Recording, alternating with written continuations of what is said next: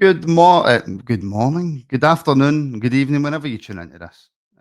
My name's Martin Douglas. I'm the host, not very good one, of the Rangers Rabble Podcast, and this is your Rangers update for Monday, the 10th of November.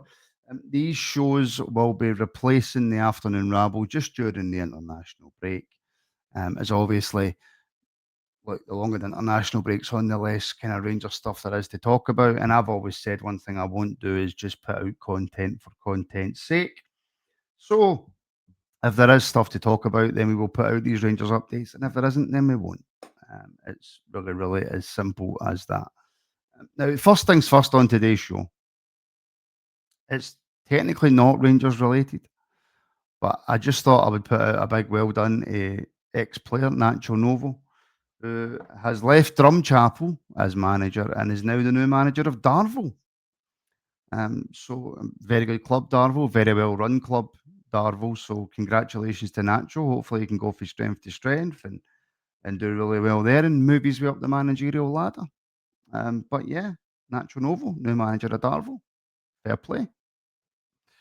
In terms of obviously, look, we can look back at yesterday, and there's been a lot of conversations round about it about how we were really good in the first half, and then second half we kind of tailed off, and the subs didn't make much of an impact. And I think that's fair. I said it on the morning show, um, the morning phone in, which you can get now by becoming a member of the Rabble Network. Links are in the description. For as little as £1.99 a month, you can help support independent Rangers content and get access to loads of extra shows. And we do a phone in 4 times a week, 10 a.m., Monday, Wednesday, Thursday, and Friday.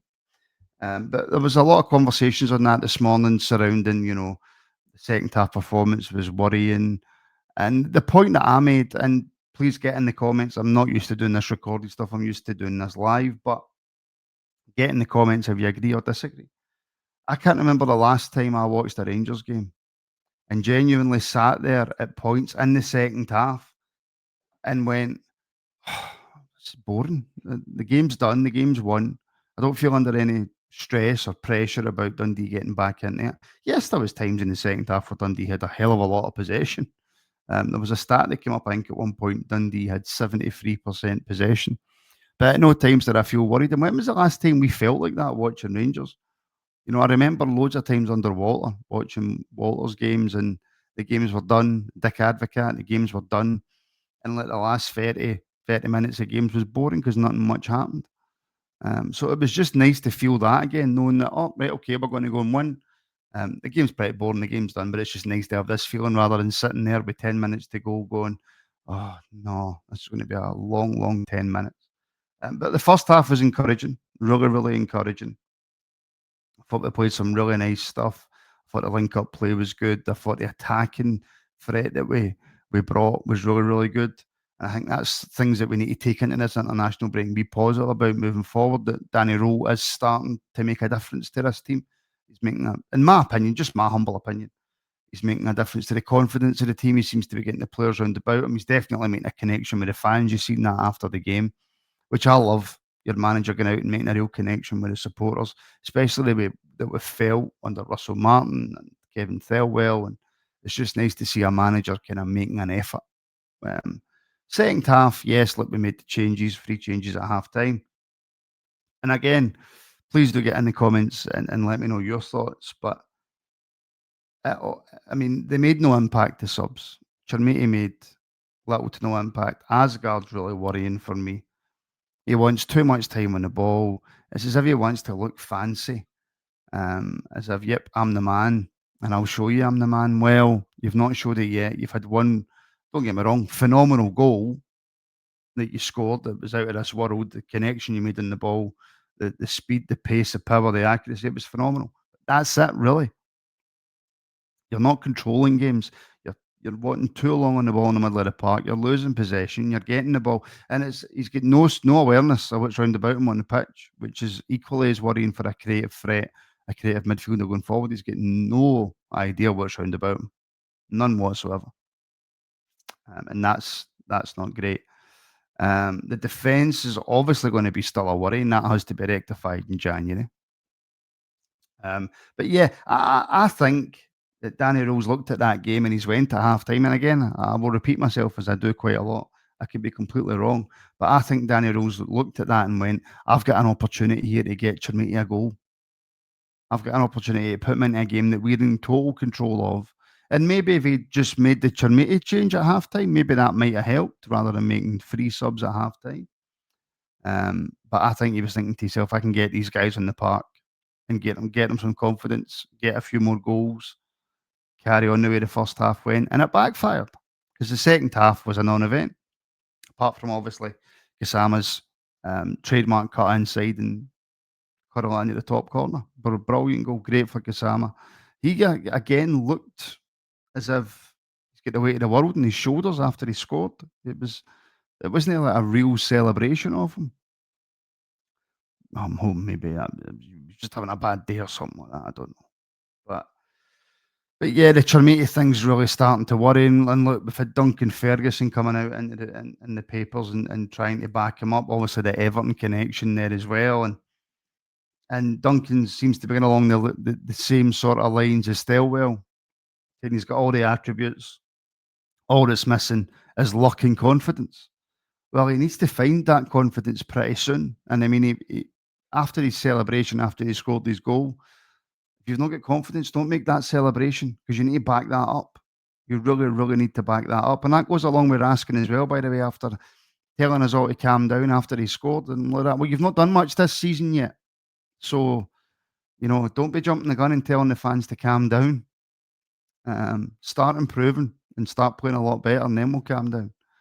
But and Ferguson also saying he needs to forget about the transfer fee. He shouldn't be thinking about the transfer fee anyway. It's got nothing to do with him. How much he was bought for. He didn't choose to be bought for 8 million or rising to 10 or 11 or whatever the hell it eventually goes to. He's just got to go on with playing his natural game, and we don't know what that natural game is yet because we've not seen it. He needs to improve. He really does need to improve quickly. He very much does. And I'm hoping that Danny Rowe can somehow kind of get that into him and get him performing and get him playing. I felt really sorry for Lyle Cameron at the weekend, obviously ready to come on, and then Cornelius gets that injury. Nasser Giga has to come on, and Cameron's a player that I really want to see more in a Rangers strip, a Rangers shirt. Do you know, I was watching the 2008-2009 season review, and I was watching that and I was going, we had Chris Burke, with Stephen Whittaker, with Charlie Adam, with Chris Boyd, with David Weir, with at times Neil Alexander and Alan McGregor, and probably more that I'm forgetting. A real Scottish core in the team, players that got it. And Kirk Broadfoot, I mean, you say what you want about Kirk Broadfoot, he played a hell of a lot in that Rangers team. Very, very, very limited footballer, but done a job for you. And it just takes me back to the Mulligan deal that Thelwell didn't want. And I'm thinking, well, I actually think Mulligan's a very good right back, and I think he's a lot better right back than what Kirk Broadfoot was. But even if you don't see him as the pinnacle right back that you want, nobody's telling me he wouldn't have come into Rangers and done an excellent job or a job. He's done a job. And we're really missing that Scottish core, which is why I like it when I see Barron in there, when I see Cameron in there, when I see Curtis in there. I see a core of Scottish players, which I think we really need. And again, if you agree, if you disagree, please do get it in the comments. But I'm biased towards that. That's what I want to see. I'm biased towards it. So I felt really, really bad for Cameron about to come back on. Obviously against his old team.